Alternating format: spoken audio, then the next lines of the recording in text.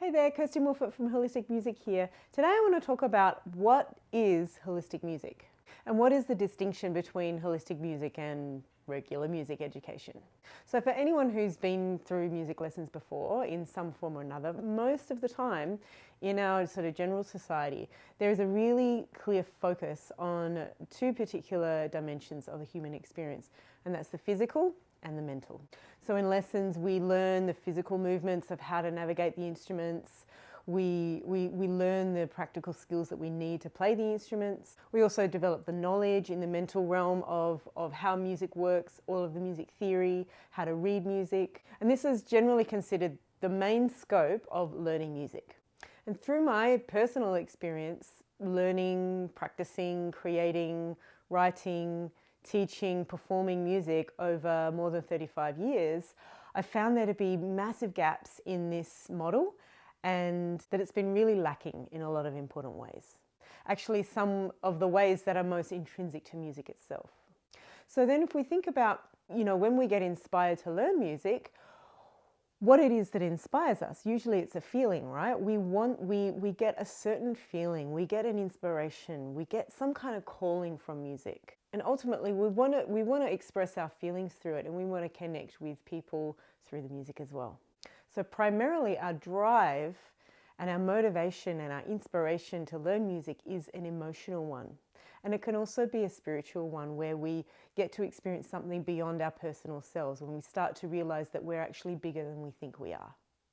But then when we go into our music lessons, the focus is so heavily on the physical and the mental, and it has to be there. There does have to be a strong focus on those things, because our body and our mind needs to learn how to do it all.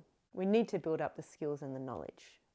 But if our music learning paradigm isn't imbued with that initial inspiration, that initial drive and impulse to want to learn music, which is the emotional and spiritual dimensions, then pretty quickly our motivation is going to fall short. We're going to start to run into roadblocks, and the natural challenges of the learning journey become more than a lot of people are willing to overcome, because there isn't that strong anchoring in that inspiration and that deep calling that we have to music. It gets lost. It gets lost in all of the learning and the learning to read music and all the drills and the scales and the exercises and all of that.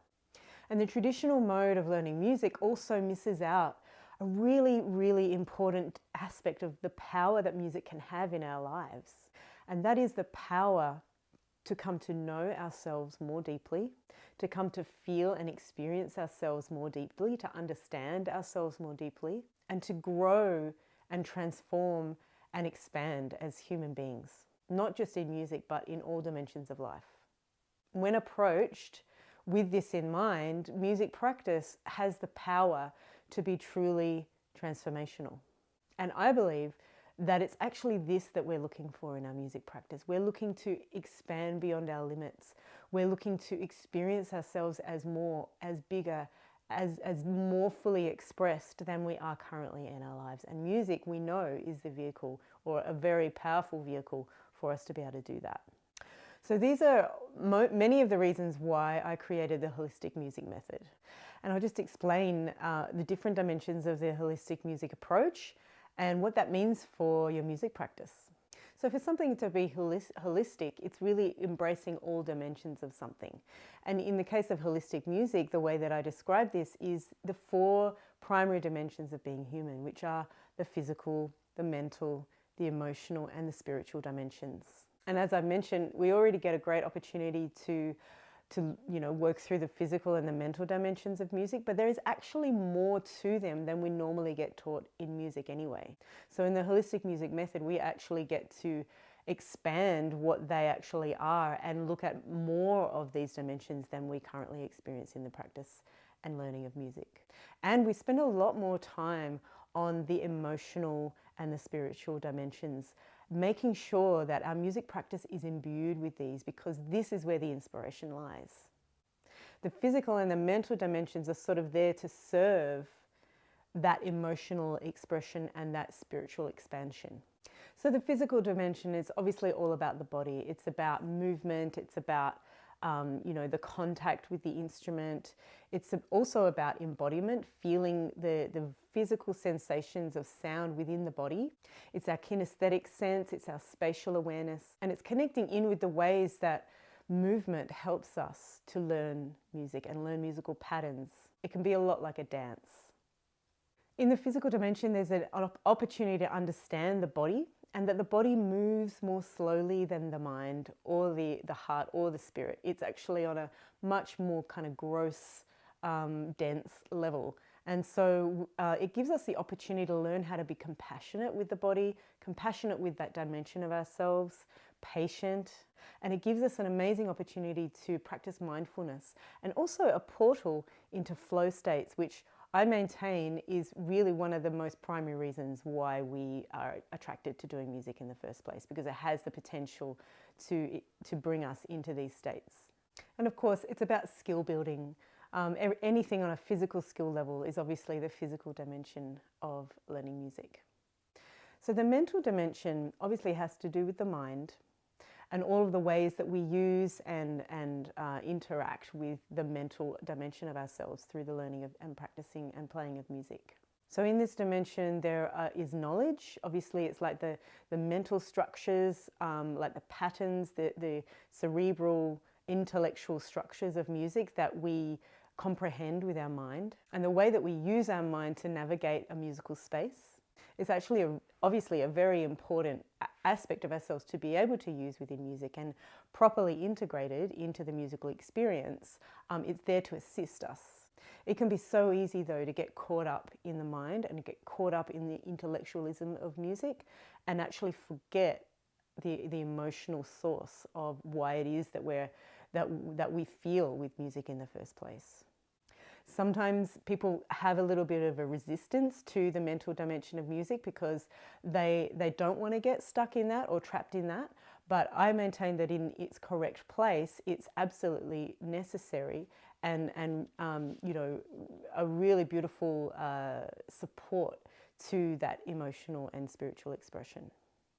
In the mental dimension, we also have our thoughts. We have the way that we think about the musical process, the judgments, expectations, the narratives or the stories that we create around music and around ourselves in the music. So in the mental dimension, we not only have the mental dimension of music, but we have the mental dimension of how we relate to our own process of learning music. That can be in our self-dialogue, again in our expectations of ourselves, in our sort of internal kind of narrative that we have around the process. And as is usually the case in our culture, the mind is very, very strong and very dominant. So it can tend to come in and kind of take things over. So in the holistic music method, we really make an effort to have it, serving the process in its right place without taking over the other dimensions, which are equally, if not more important.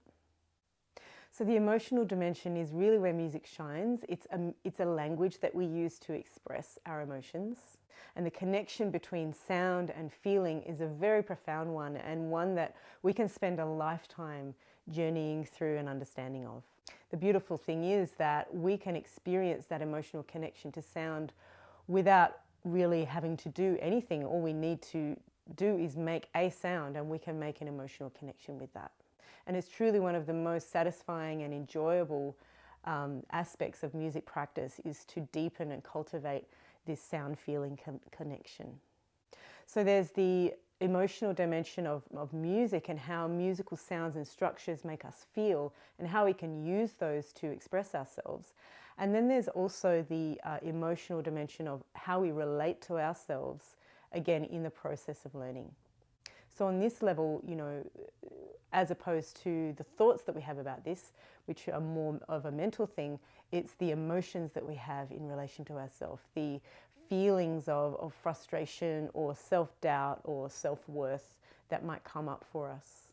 But it's also the feelings of joy, of beauty, of those intangible experiences that come through the music. And this really is a truly rich world of possibility and discovery that's there waiting for us. One of the ways that music has a capacity to be transformational is in the way that it helps us to understand more about who we are as human beings. And on an emotional level, it's truly powerful because of that sound feeling connection and because of the understanding we can gain about our own emotional world and how we relate to ourselves in music and in life.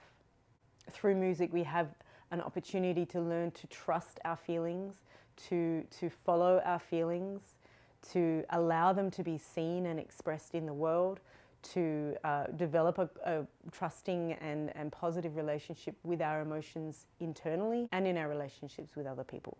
And anyone who's on a journey of personal growth knows that this is probably one of the linchpins or the keystones to personal growth and transformation in any area of life.